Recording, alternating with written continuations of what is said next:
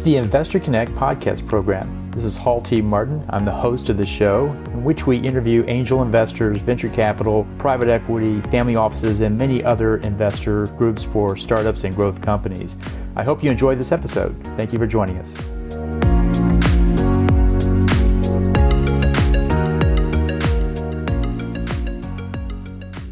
Well, I'm super excited to chat with you all. First of all, let's talk about how amazing Texas is because I want to live there. I lived down in South Padre Island, McAllen area when I was 20. Wow. Huh. Yeah. I had just realized I wasn't going to be a professional, kind of hurt my knee and a hockey player anymore. Or at least I didn't, it was unlikely that it was going to get better. So I went and I played for a team down there called the Killer Bees in the CHL or something like that. And yeah, it was a pretty cool life experience. I really liked it. I met some great friends. I actually still close friends with Rojas family and Fidencio Flores. And yeah, it's a bunch of cool people. Yeah, come on back. There's a lot going on in Austin these days. It's really picked up. It's still not where the Bay Area is. It's like 1/10 or whatever it is now. At least it's not 1/100th like it used to be. So Yeah. it's coming up a little bit. Yeah. My good friend and investor, Doug Merritt, who was the CEO of Splunk. Oh, wow. He moved out there, I want to say, wow, it's probably like 5 or 6 years ago now. He built this crazy house right on the water and he loves it out there. Yeah. No, that's great. Got lots coming here. So, there's good talent here and so forth. So love to have you down. So how are you finding the AI market these days? What's it looking like for your product there? I mean, we're building a huge platform. It's more than just like all these like little AI pop-ups that keep coming. We've built ultimately what Toast did in 10 years, we've done in 18 months. And we have a full product suite, everything from POS and handhelds and kiosk and order taking equipment all the way over to like full marketing. We're integrated with Yelp, Google, TikTok, Facebook, Instagram. We have SMS, email, like all of these modules are powered with AI. So content is created with a push of a button.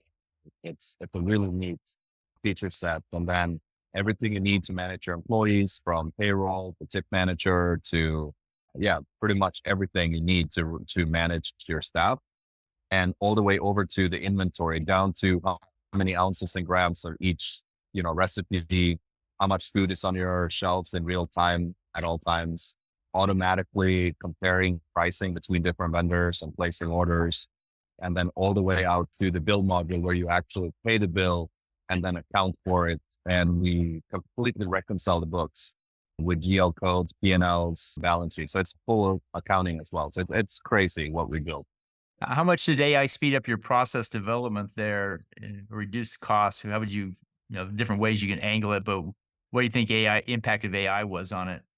Honestly, not that much because it's all have never been done before. So you can't really compare it. Like, it's not like we can look at like QuickBooks code and like leverage AI to build it out and make it faster, right? So it's still a big process because it's all the first time this has been done to build everything together in one. So I think not so much necessarily to build the software, but to optimize the software now for the users a ton. Like we have 15 different models and automated flows like scheduling. They used to take 3 hours, now it takes 2 minutes. Like setting up a content calendar with like post on all the different social media takes like a full-time person, like $60,000 to $80,000 a year. Now it's done in a minute. What else? The scheduler, laying a schedule for the restaurant owner, reconciling the books takes, almost like a bookkeeper that you need to pay. Now it's done automatically. Selling for customers, making sure that, you take like who they are and what their preferences are and what are they most likely to buy. So you can like individualize and customize both the marketing and the upsell opportunities on, for example, a kiosk. So things like that. So there's just a lot of different ways that AI can help restaurants save time and money. Great. No, it sounds cool. I think restaurants are a really good opportunity. There's just so many different things you can do, reduce the cost of the food, optimize the, seating arrangements and reservations, and optimize the wait staff and reduce the wait staff as far as, timing things better. There's just a lot of things add up to be a big cost savings, it sounds like. Yeah. And the biggest one is actually driving traffic. Like restaurants are god awful at marketing and keeping a consistent, they just can't afford like a real marketing team, right? People that are actually experts in marketing. So a lot of people do it themselves. They snap some pictures every couple of months. They're like, oh, let's post this new dish or let's do this. But they don't have like a consistent marketing plan and execution consistency where they build their brand and they actually like promote and drive repeat business. So like if you have a customer that came into your space, that is the perfect target to get them to come in more often and spend more, right? And restaurants are doing absolutely nothing about that right now. Right. Wow. Wow. No, that's great. Good views. So how's the fundraise coming? So we raised 3.6 million friends and family kind of pre-seed last Q1 last year in 2023. And we thought that was going to be enough to take us kind of where we needed to go for a Series A. And we realized that it wasn't enough. So we kind of did the math backwards, what we need to hit the Series A. And it's about 2.5 million. So we started about 3 months ago. We set out to raise a seed round for 2.5. And so far we have 1.7 in. I literally just now finished up a meeting with Rebellion VC. I think they're going to come in for 200. So I guess we have, oh, and then two existing investors texted me yesterday that they're going to up another 100 each. So I think we have 400K left right now that we're trying to close. Okay. No, I'll check around my network and see if there's interest in that. We do campaigns, but they're usually much bigger, like $5 million campaigns and so forth. And you're at the tail end of this, so I don't think our service would work. But I can check with my guys and see what they think about it. And if you got I think you sent me the deck. I got that. If there's a new one, let me know. We can check around with that as well. And they always ask that magic question about AI. What's proprietary about your data that gives you a moat around the AI? What's your answer to that? So the biggest things that I think a lot of people are looking at AI the wrong way in all verticals, but especially in the vertical I know, with this space, hospitality, is that a quick little module like Rails on top of ChatGPT and it's solving this little thing, it's not sticky enough. It becomes like a little cool thing, and then they try it, they may or may not like it, and like it's not sticky enough. The vertical solutions is what's going to win when it comes to AI. When you have all the data flowing in the system, that's the number one thing where the companies that are going to be successful, in my opinion, in the future are going to be the vertical companies that have very sticky solutions where they handle more than just like one single point solution and has all the data flowing in from different aspects, and then being able to leverage all that data to automate and simplify processes. And by automating and simplifying, saving time and money. It all comes down to time and money, right? Like time meaning you need less staff hours to do a task means you need to pay less people or have less people do the job. And money meaning, instead of having tasks cost like all this money, now it's much more streamlined. So it costs less to do it. That's what I believe. Okay. Well, it seems like you've got some proprietary data based on a particular type of restaurant or a chain of restaurants or whatever, that you can actually reuse that data, and that is at some level unique. That gives you something that others don't have. They have to go recreate that, or they have to go build something similar, and that of course is a big barrier to entry, it sounds like. Yeah. Yeah. I think the vertical piece is huge because like all the data points in itself, for example, how many people walk through my door? Like that's a data point, right? Like the traffic flow. But is that data complete, or do you also need to know from the US what they purchased? And then if those people, like say 1,000 people walk in my restaurant, how many people came twice? Like, see, like individually, the data is not very valuable. But if you combine all the different points, and now well, you have 10% of customers came back 6 times, 12% of customers came back 2 times, like that data and how much they actually spend. And then now you can leverage, like, say, a marketing campaign around that and be like, if we can increase how often they come back by this month, and you know how much they actually spend, now you can actually see how much you're actually making on these different campaigns and, revenue drivers versus to what it is today. It's like complete throwing throwing mud on the wall and see what sticks. Right, right. No, I can see the value of data going through the system, and it really informs it. And then if you have it integrated, one piece of data can impact different parts of the system. The cost of food, the number of people, the weight staff needed. A lot of factors come to bear upon that. Even if you change one number, such as the number of people coming through the door, that seems to be a good leverage point there. Yeah. So I don't know. I mean, tell me a little bit about the system you have out there.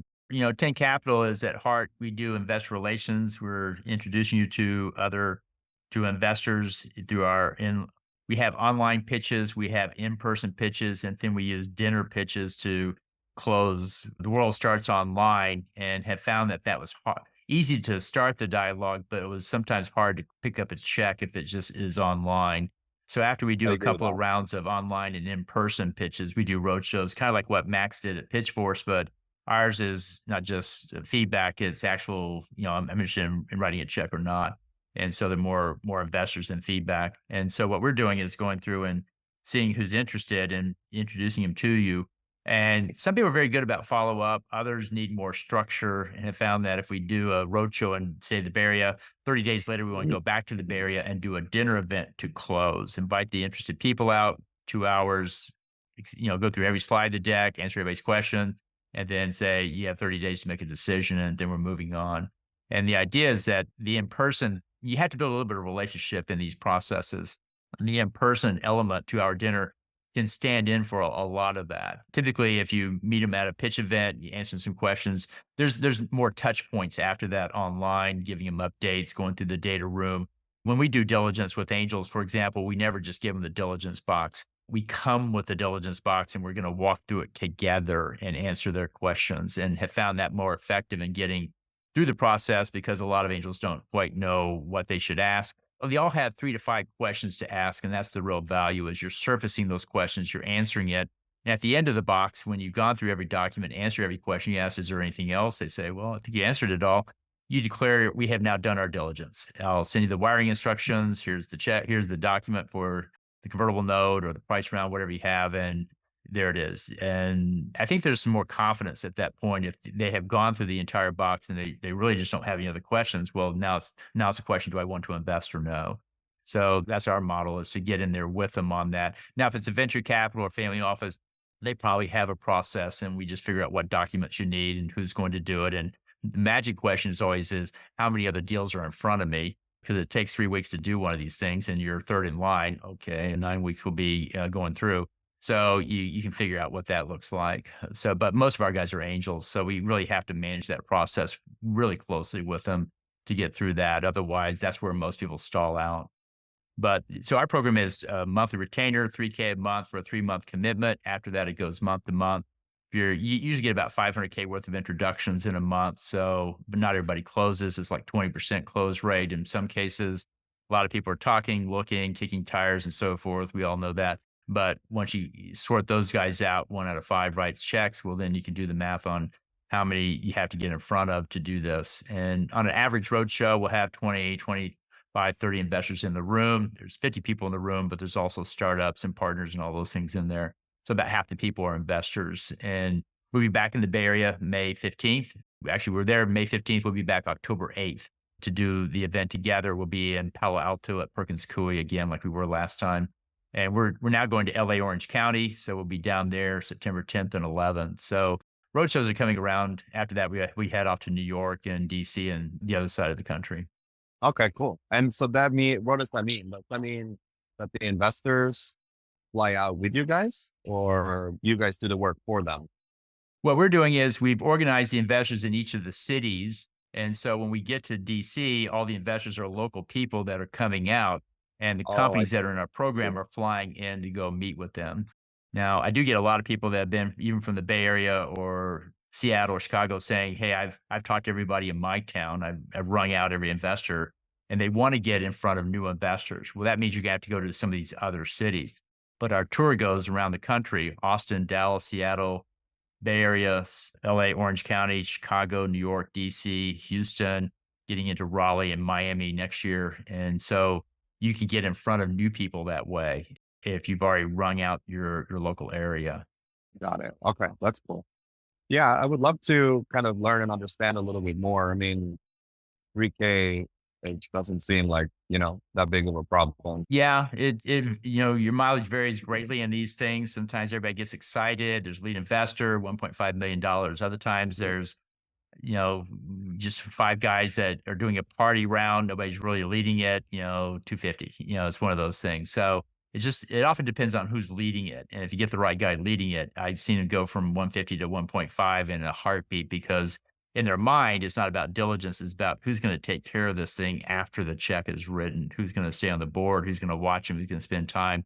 That's the part most angel investors are worried about because that can be time consuming. I have been in deals 10 years where I was on the board for 10 years and I got a 50% return on my money. Not 5X, not 10X. I got 50% of my money, which was Yeah. not a good return on my time. And so Yeah. that's why people are looking for others who will take that risk and really bring that value to it. And somebody has to be on the board to watch them. Otherwise, things go off the rails in a heartbeat. Got it. Okay. But Yeah, that makes sense. well, I'll send you an email about how we work and a campaign proposal. You can look at that. You can decide, if that's a fit for you guys. Like I say, at 500K left, you're probably going to raise it before you need us. But if you feel like you need it more, and sometimes people come back and say, well, we just got this new opportunity at 500 now needs to be 2.5. Okay, well, that's probably worth doing something like this. So what are the typical ranges that like make sense in your world? Like more like a Series A, like 10, 15 million or No, like it's more in the three to seed? 5 million or more. If somebody's raising, I get tech deals that are raising 500K. Your family and friends are going to do that. You don't need me for that. And so, but I have people that raise $5 million and they're 2.5 into it, and their network is out. That's when they come to us. And the life science are raising $10 Got it. million. They've raised 5.5. Now they ran out of network. They're coming to us. And so most people coming to us have gone through their network. They've run out of investors. They're halfway through, and it's not just 200K left. It's 2 million, and they need help, and that's where we can help. Got it. Okay, that makes a lot of sense.